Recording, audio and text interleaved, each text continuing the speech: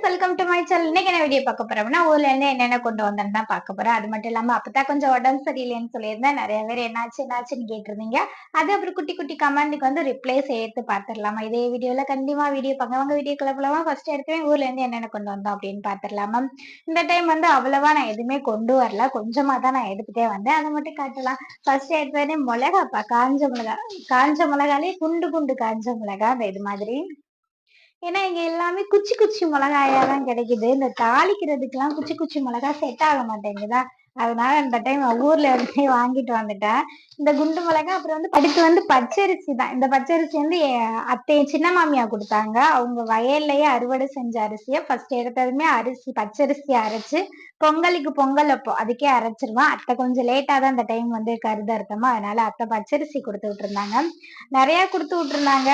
நான் வந்து அங்க அதுல அவங்க அத்தை மாமியா கொண்டு வந்தாங்க. அதுல இருந்து நான் கொஞ்சமா எனக்கு மட்டும் அழிச்சு வந்தேன், அரிசி ஊறி போடும்போது போடுறதுக்கு. அடுத்து வந்து நம்ம எப்பவுமே ஊருக்கு போனா கருவாடு இல்லாம வரமாட்டோம். கருவாடு தான் நேத்து தான் கொண்டு வந்தேன். அதுக்கு எறும்பு வச்சிருச்சுன்னு நினைக்கிறேன். கருவாடு 2 வகையான கருவாடு கொண்டு வந்திருந்தேன். ஒண்ணு வந்து என்னோட ஃபேவரட் கம்மா கருவாடு ஸ்லேப்பி. அப்புறம் வந்து இந்த கருவாடு பேர் என்னன்னு எனக்கு தெரியல. இந்த கருவாடு நம்ம வீட்டுல ஆல்ரெடி கொஞ்சம் கருவாடு இருக்கு. நான் இருந்தாலும் என்னமோ தெரியல, இந்த கருவாடு ஆசை மட்டும் எனக்கு போக மாட்டேங்குது. செல்வா இருக்கு வேணாம் வேணாம்னு சொன்னா, பட் எனக்கு வேணும் அப்படின்னு சொல்லிட்டு கருவாடு வாங்கிட்டு வந்தேன். கம்மா கருவாடும் இந்த கருவாடு 2 கருவாடு மட்டும் வாங்கிட்டு வந்தேன். அதுக்கு வந்து அம்மா மிளகா கருவாடு இது அப்புறம் அரிசி. அம்மா வந்து நம்ம வீட்ல நம்ம வீட்லனா எங்க வீட்ல செல்வா வீட்ல வந்து இது பண்ண மாட்டோம், விவசாயம் போடல. அம்மா வீட்ல விவசாயம் போடுறாங்களா, அதனால அம்மா வந்து எனக்கு ஒரு மூட்டை அரிசி 25 கிலோ பெரிய அரிசி மூட்டை மட்டும் தூக்கி கொடுத்து விட்டுருந்தாங்க. இங்க இது பண்றதுக்காக வந்து சமைச்சு சாப்பிடுறதுக்காக அம்மா வந்து அரிசி மூட்டை. நான் வந்து திடீர்னு தான் ஊருக்கு போனேன். ஆல்ரெடி பிளான் பண்ணோம். அப்புறம் வந்து அப்பத்தாக்கு உடம்பு சரியில்லை அப்படின்னு சொல்லிட்டு திடீர்னு பிளான் கேன்சல் ஆயிடுச்சா, அதனால அம்மா வந்து எதுவும் கொடுத்து விடல.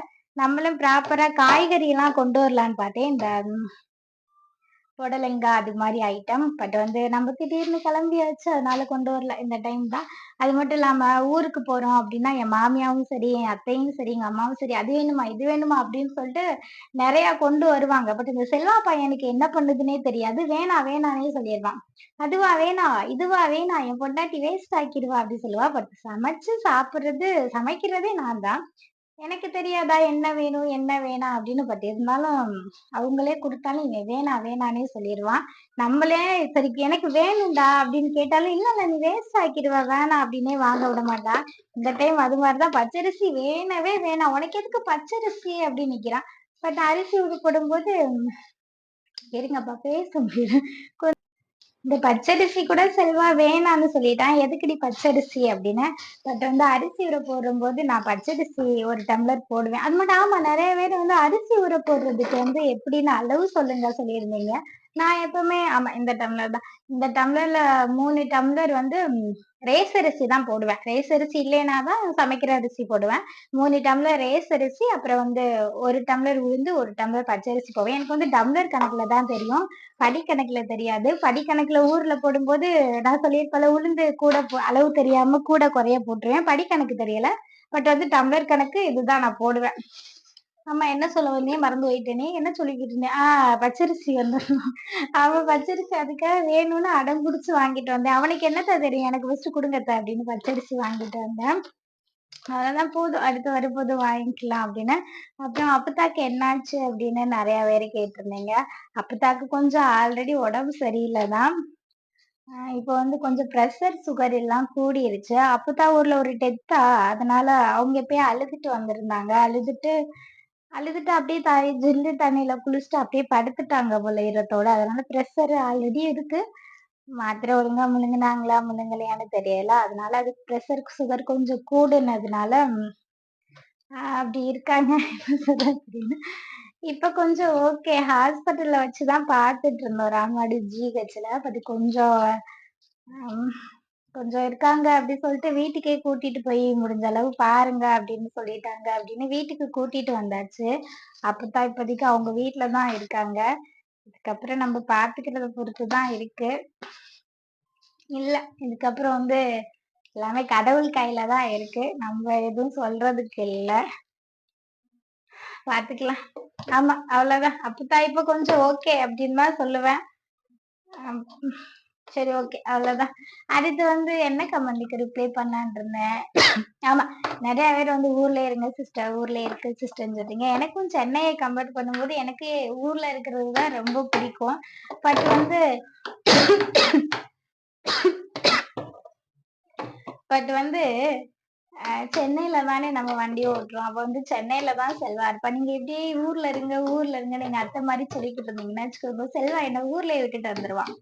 அப்ப எனக்கும் செல்வா கூட இருக்கணும்னு ஆசை இருக்காது. அதனாலதான் செல்வாக்கு பின்னாடியே நான் ஓடியாந்துர்றது. செல்வா இந்த டைம் வந்து என்னை இருன்னு தான் சொன்னா. அப்ப கொஞ்சம் உடம்பு சரியில்ல, இருந்துட்டு வா அப்படின்னு. பட் வந்து இங்க இருந்து ஊருக்கு போகும்போதே ஒரு பிளானிங்கே இல்லாம தான் போனோம். சடனா தான் கிளம்புனோம். உங்களுக்கே தெரியும். அதனால நான் எதுவுமே ப்ராப்பரா எங்க வீட்ல எதுவுமே எடுத்து வைக்கல. எதுவுமே பண்ணல. நான் இருந்துட்டேன்னா இங்க வச்சு வச்சு மொளகாப்பொடி, மல்லிப்பொடி எல்லாமே பூச்சி பிடிச்சு போயிரும். அப்புறம் அவன் கேட்பான், "நீ எல்லாத்தையுமே வேஸ்ட் ஆக்க" அப்படின்னு. அது மட்டும் இல்லாம நான் ப்ராப்பராவே போல. ட்ரெஸ் கூட அவ்வளவா நான் எடுத்துட்டு போல. 2 ட்ரெஸ் தான் எடுத்துட்டு வந்தேன். அங்க ஊர்ல எல்லாமே சாரி தான் இருக்கு.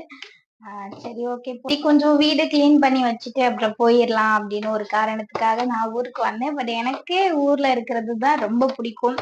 அங்க இருந்தா ஜாலியா இருக்கும். டைம்க்கு எல்லாமே இருக்கும் அப்படின்னு. பட் வந்து எனக்கு ஊர்ல இருக்கமோ, சென்னையில இருக்கமோ அது என் பிரச்சனை இல்ல. செல்வா கூட இருக்கணும். அதுதான் எனக்கு முக்கியம். அதனால தான் செல்வா பின்னாடியே திரியிறேன். அப்புறம் என்ன கமெண்ட்க்கு ரிப்ளை பண்ணலான்னு இருந்தேன். நெறைய எடுத்து வச்சிருந்தேன். இப்ப மறந்துட்டேன். சரியா வரும்போது பாத்துக்கிறேன். ஆமா, நெறைய பேர் வந்து கருவாடு எப்படி பொரிக்கிறது சிஸ்டர் அப்படி கேட்டிருந்தீங்க.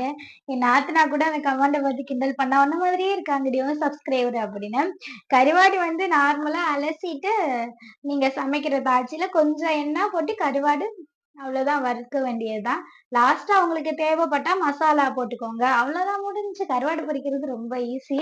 எனக்கு மேரேஜ்க்கு முன்னாடி இல்ல. ஃபர்ஸ்ட் கருவாடு பொரிக்கும்போது ஃபர்ஸ்ட் அப்பதான் எப்போ ஸ்கூல் படிக்கிற டைம் நினைக்கிறேன். கருவாடு பொரிக்கும்போது, கருவாடு வந்து மொறு மொறுன்னு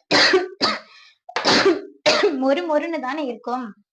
அப்ப நான் நினைச்சேன், அலசிட்டு போட்டோம்னா பதத்துரும்ல. தண்ணி படாம இருந்தா தானே மொறு மொறுன்னு இருக்குன்னு சொல்லிட்டு அலசாம தான் கருவாடு பொரிச்சு ஒரு டைம் சாப்பிட்டேன். அப்பா அப்ப வயலுக்கு போயிட்டாங்களா, இருந்து சாப்பாடு கொண்டு போனேன். அப்பதான் மறு டைம் ஒரு 2, 3 நாளைக்கு அப்புறம் அம்மா கருவாடு பொரிக்கும்போது, இத அலசி கொண்டு வான்னு கேட்கும்போது கேட்டேன், "ஏன் அலசுனா பதத்திரு போயிராதாம்மா?" அப்படின்னு. அதான் அம்மா அப்ப எனக்கு திட்டுச்சு. "இப்படி இருக்கியே" அப்படின்னு. அப்பதான் எனக்கு தெரியும். கருவாட வந்து அலசிட்டு தான் போட்டு பொரிக்கணும் அப்படின்னு. அவ்வளவுதான், கருவாடு பொரியல் ஈஸி. அதுல தான் நான் கத்துக்கிட்டேன். கருவாடு எப்படி பொரிக்கிறதுன்னே அப்படின்னு. அதுக்கப்புறம் தான் உங்களுக்கெல்லாம் நான் டிப்ஸ் சொல்றேன்னு அவ்வளவு தூரம் வளர்ந்துட்டேன்.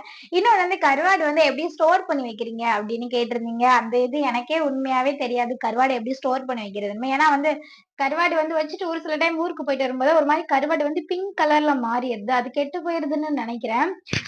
பட் வந்து இருந்தாலும் எங்க அம்மா சொல்லுவாங்க, கருவாடு வந்து அந்த தலைய இதோட குடல் அதோட வச்சோம்னா கெட்டு போயிரும். இதெல்லாம் கிளீன் பண்ணிட்டு அந்த இதெல்லாம் எடுத்துட்டு ஒரு டைம் வெயில்ல காய வச்சு வச்சா அப்படியே இருக்கும் அப்படின்னு சொல்லுவாங்க. நான் அப்படிதான் வப்பேன். பட் இருந்தாலும் ஊருக்கு போயிட்டு 10 நாள் ஆயிருதா, அது க்ளோஸ் பண்ணியே வைக்கிறோம். பேக் சைடுல தான் வைக்கிறோம். அப்படியே ஓப்பன் பண்ணியே வைக்கிறோம். காத்தும் போகாது. அதுல பூசணம் புடிச்சு போயதா வேதனைல. பட் கருவாட வந்து கிளீன் பண்ணிட்டு வச்சா இருக்கும். இன்னொன்னு எனக்கு ஒரு டவுட்டு. உங்களுக்கு கருவாட வந்து ஃப்ரிட்ஜ்ல வைக்கலாமா? இது எனக்கு ரொம்ப நாள் டவுட்டு. ஆ வச்சா கூட ஊருக்கு போகும்போது ஃப்ரிட்ஜ்ல தூக்கி வச்சுட்டு போயிரலாம்ல. அதனால இந்த உங்களுக்கு இது வைக்கலாமா? வைக்கக்கூடாதா? அப்படின்னு கொஞ்சம் எனக்கு ரிப்ளை பண்ணீங்கன்னா, அதுக்கேத்த மாரி நானும் கருவாட பக்குவப்படுத்தி வச்சுக்கிருவேன். இன்னொருத்தவங்க வந்து நெறைய பேரு வந்து, "சிஸ்டர் எப்படி சிஸ்டர் நீங்க நான்வெஜ் சாப்பிடுறீங்க? நான்வெஜ் சாப்பிடாம உங்களால இருக்கவே முடியாதா?" அப்படின்னு கேட்கிறீங்க. ஆமா, உண்மதான். எங்களால நான்வெஜ் சாப்பிடாம இருக்க முடியாது. நான்வெஜ் தான் நார்மலாவே. இந்த வெஜ்ஜுங்கிறது வந்து வெஜ்ஜு வைப்போம். உங்களுக்கு தெரியும் புளிக்குழம்பு, சாம்பார் வைப்போம். பட் இருந்தாலும் அதுக்கு வந்து அந்த கருவாடு பொரியல் அப்படின்னு ஒண்ணு இருந்தா தான் சாப்பிட்ட மாரியே இருக்கு. நான்வெஜ் பழகிடுச்சு. எங்க சின்ன பிள்ளையில இருந்தே நான்வெஜ் சாப்பிட்டு ஆமா. அம்மா, அப்பாலாம் அம்மா இல்ல. அப்பாலாம் வேலைக்கு போயிட்டு ஈவினிங் வரும்போதே நம்ம வீட்டுக்கு மீனோட தான் வருவாங்க. அப்படி இருக்கும்போது நான் மேரேஜ்க்கு முன்னாடியே மீனு தான் நார்மலா. அப்பா சண்டே மட்டும் வேலைக்கு மாட்டாங்க. சண்டே மட்டும் தான் நம்ம வீட்ல சாம்பார், புளிக்குழம்பு, ரசம் அப்படி வைப்போம். அதனால அப்போலேருந்து எனக்கு நான்வெஜ் சாப்பிட்டு பழகிடுச்சு. அதே மாரி வந்து கல்யாணம் பண்ண வீட்ல பத்தி உங்களுக்கு தெரியணும்னு சொல்லணும்னு அவசியமே இல்ல. நம்ம வீட்ல எப்பவுமே நான்வெஜ் தான். ஆனாலும் இருந்தாலும் ஒரு சில டைம்ல எனக்கே தோணும்.